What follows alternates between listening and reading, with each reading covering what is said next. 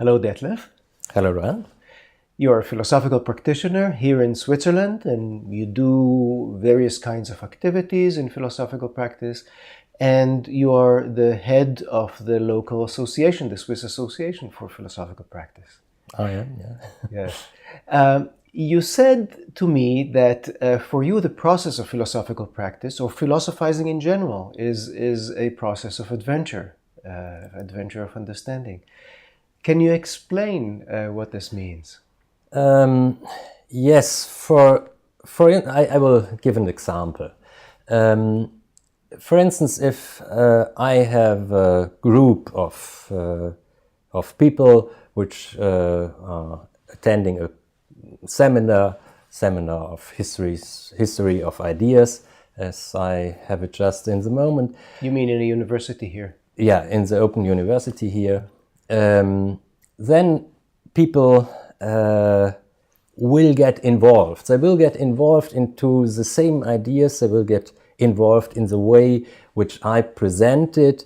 They will get involved into the different life situations of the people at that times, into the different concepts they had of the world, and this cannot take place without an inspiration. The people feel themselves, they get into.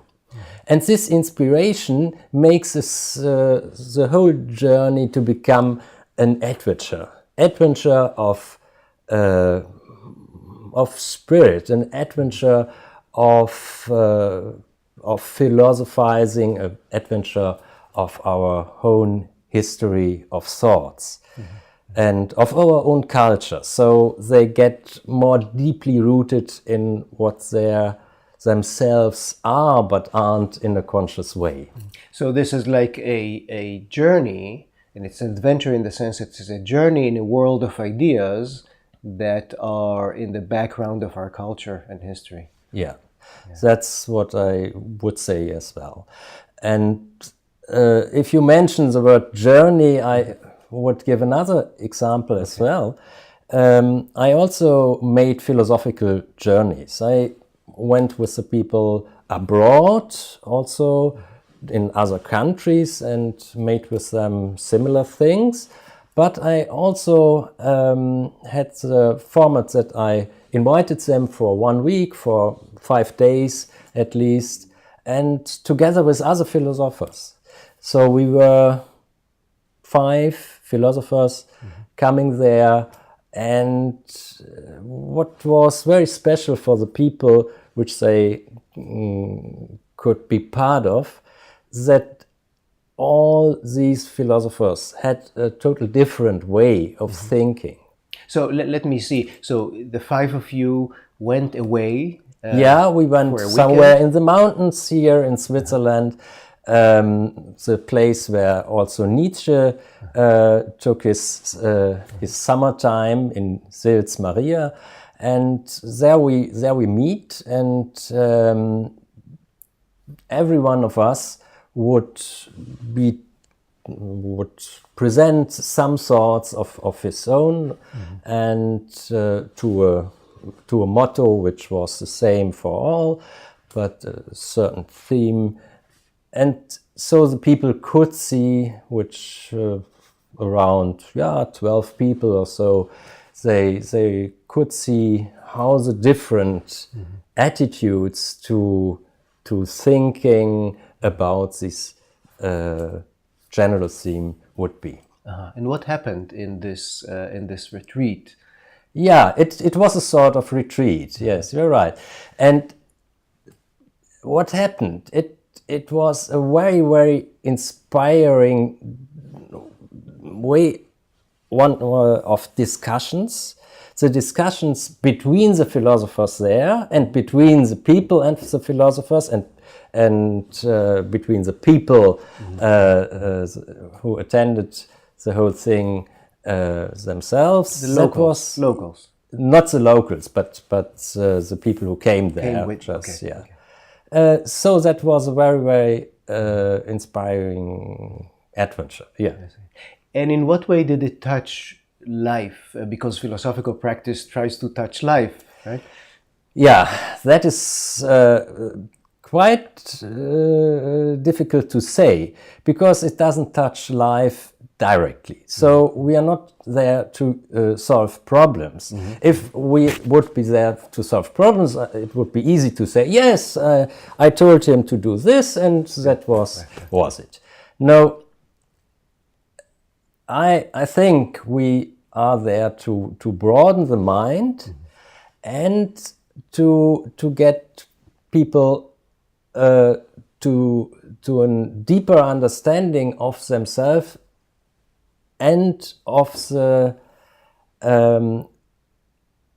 world as a human world of humanity. So, and their own culture. So if one feels that one is part of something, part of a culture, part of humanity, part of the whole world, then all these problems which one has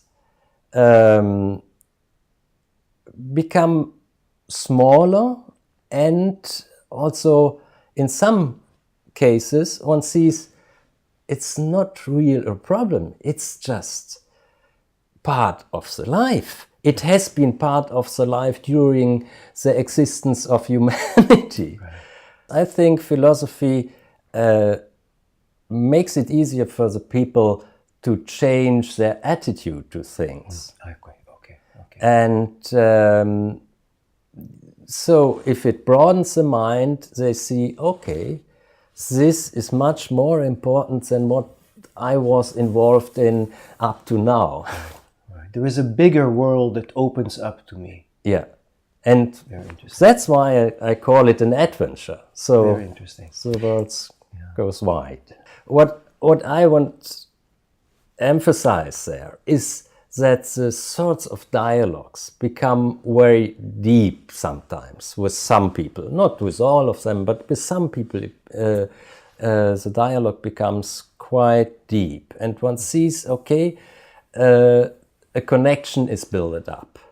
It's not just that they attend the same course and so on, and then they go away again, but there is a connection, and not just a connection on an emotional level. Very much in other courses which I attended in other regions of life, I think, yes, after the course everyone is inspired, but this is mainly on an emotional level, but with the philosophy courses, you get it on another level as well, on a level of thought, and this level lasts longer than just the emotional level, and it touches the essence much more. So what did it do to you, this retreat, or what did it do to other people that participated? It brought them to read, for instance, certain things, to work on certain things themselves, to attend other courses, or come together. Other people which didn't know themselves before, they came together, and also. Some of them just would give me the inspiration of new meetings, of new groups to build and to discuss certain themes. So this idea that you suggest to us, that looking at the bigger world of ideas, or the context of ideas in which we live, and in this way opening to a bigger world that is beyond our little petty issues, personal issues, you described how it worked in this particular retreat and also in your classes. Are there other frameworks where you follow the same approach? Yeah, for me, for me, this format was always a very important one, because I met other philosophers there as well, other philosophical practitioners, and out of this also our Philopraxis. It's a Swiss association. Yeah, the Swiss association came to exist. And I think it follows more or less the same idea, to come together and to philosophize, which is with each other, and to get into contact with what every one of us does, all the different ways of philosophizing with people. So that is what inspires us till today. We are now existing 11 years, so it's quite a while. Detlef, before our interview, you mentioned to me the word orientation in the context of philosophical practice. What does it mean to you? What do you mean by orientation? Yeah, I think human beings need meaning in their lives. They don't just live, but they have to live a certain life. So they have to give form to their lives.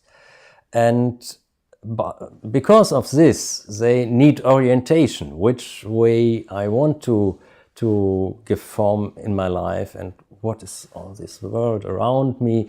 So they need orientation. There are many possibilities to get this orientation.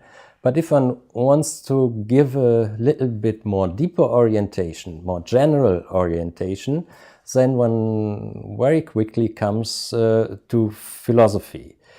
And I think that is the main thing what philosophical practice can do, to give orientation, not in a way as religion does it, with certain concepts which are more or less fixed but have to be interpreted, but with a range of different concepts, so that one can see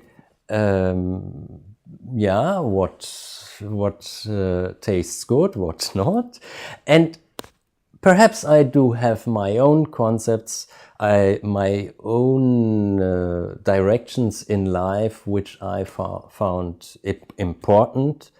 And perhaps I can do something together. We find, perhaps together with others, we could find similar directions where we can,